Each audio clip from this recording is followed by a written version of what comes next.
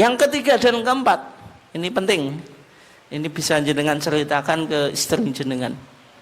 Perempuan hamil dan menyusui itu kalau di Muhammadiyah bayar fidyah saja, Pak.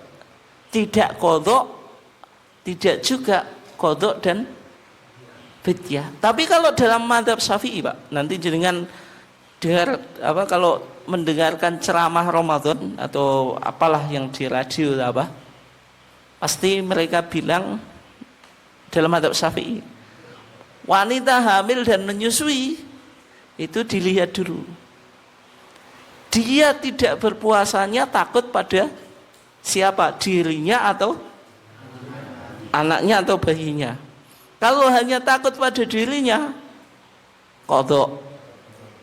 Tapi kalau takut pada bayinya, qadha dan fidyah itu.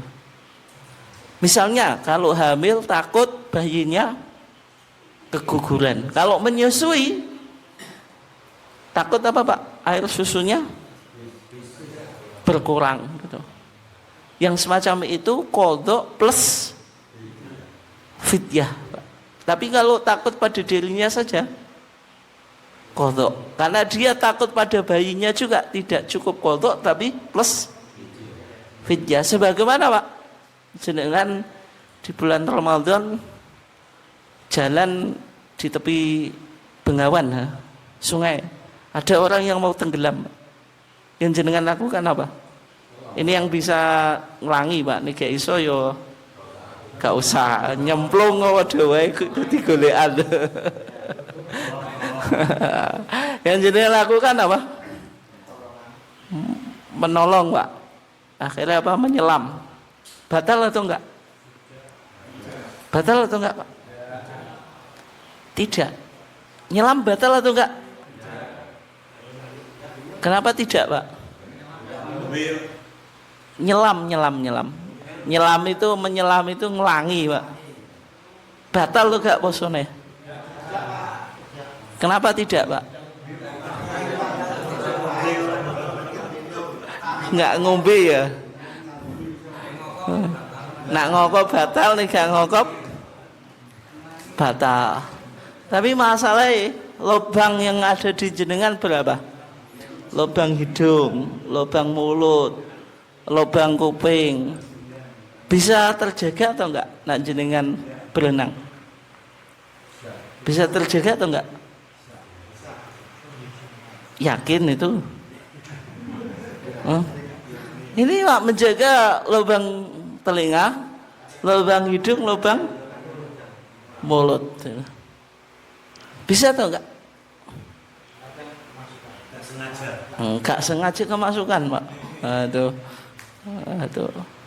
Tapi kalau jenengan puasa mandi siram, Pak. Apa kok siram? Apa jenenge? Gebyur. Batal atau enggak?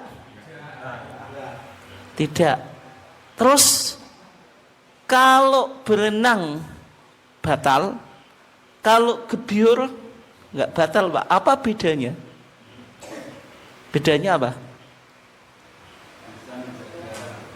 Itu betul sing pengalaman loh. Kalau awake gebyur, Pak, itu bisa mengontrol lubang hidung, lubang mulut, lubang telinga. Tapi kalau jenengan berenang, Pak, meskipun sih ngomong bisa mau jajal ya, tetap enggak bisa, Pak. Karena kan kita masuk dalam air. Siapa yang bisa mengendalikan air masuk hidung, masuk mulut, sehingga orang puasa berenang, Pak, puasanya batal. Tapi jenengan tadi berenangnya atas kehendak sendiri atau ada kemampuan untuk menyelamatkan orang lain? Menyelamatkan orang lain. Siapa orang yang mau tenggelam? Berarti kalau jenengan dalam kasus seperti itu, puasa jenengan batal. Kewajiban jenengan apa? Mengqadha atau bayar fidyah? Mengqadha atau bayar fidyah? Kenapa qadha, Pak?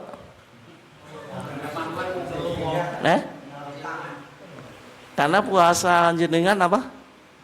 Batal. Tapi jenengan membatalkan puasa takut keselamatan diri jenengan atau orang lain? Orang lain. Berarti apa, Pak? Qadha dan fidyah. Sebagaimana apa? Wanita hamil dan menyusui takut pada bayinya, qadha plus fidyah. Kesimpulan jenengan apa? Wong melakukan kebaikan sehingga menguntungkan ini Pak ya.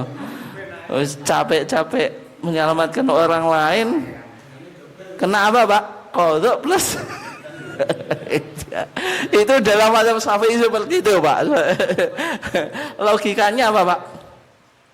Kalau jenengan membatalkan puasa sendiri, qadha. Masalahnya ketika jenengan tahu orang mau tenggelam tadi Pak, khawatir keselamatan orang lain, sebagaimana seorang ibu tidak berpuasa kalau hamil takut bayinya keguguran, kalau menyusui air susunya apa? Berkurang. Ya meskipun pandangan mazhab Syafi'i ini agak janggal Pak, tapi dalam pandangan mereka semacam itu ya. Tapi kalau kita Pak, ya cukup qadha saja gitu. Apa? Qadha kalau posisinya tadi jenengan menyelamatkan orang yang tenggelam. Tapi kalau wanita hamil dan menyusui, fidyah. Alasannya apa? Mengikuti penafsiran Ibnu Abbas. Ketika Ibnu Abbas membaca firman Allah atau menafsiri surah Al-Baqarah ayat 184 Pak, wa 'alal ladzina yutiqunahu fidyatun ta'amu miskin, kata Ibnu Abbas ini termasuk wanita yang hamil dan menyusui. Dan fatwa tarjih Pak, mengikuti atau putusan tarjih mengikuti pandangannya Ibnu Abbas, atau sama dengan pemahamannya Ibnu Abbas. Tapi ternyata Pak, pandangan tarjih ini ada nilai kemudahan. Nilainya apa? Kemudahan atau taisir. Kemudahannya apa? Dulu sebelum ditemukannya KB, wanita itu bisa tiap tahun itu apa Pak? Melahirkan itu. Kalau wanitanya apa Pak? Subur ya, walud itu bahasa agamanya. Tapi kalau bahasa ayam itu apa Pak? Sing suka reden. Nah kalau tiap tahun apa? Melahirkan mana? Itu kapan ngodhoinya? Nah, itu kan bingung juga Pak ya. Ngodhoinya kapan gitu. Sehingga pandangan tarjih ini ada prinsip apa? Kemudahan. Berikutnya Pak, dilihat dari dimensi sosial. Qadha sama fidyah bagus mana Pak? Dimensi sosial loh. Fidyah kenapa? Karena orang bayar fidyah itu berdampak bagi orang yang tidak mampu Pak, itu ya.